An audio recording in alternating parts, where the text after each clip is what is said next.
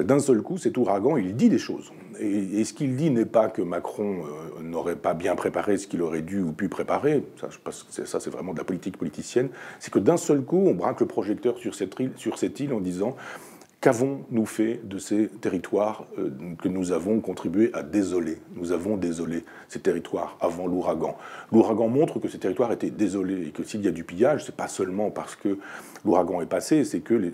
un grand nombre de gens n'ont rien, souffrent d'être démunis de tout.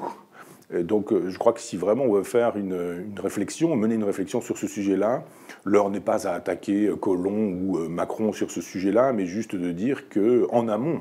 il y avait une situation absolument inacceptable et que peut-être on pourrait avoir des idées sur ce qui serait susceptible d'être fait en Guyane, à La Réunion ou un peu partout ailleurs où nous avons des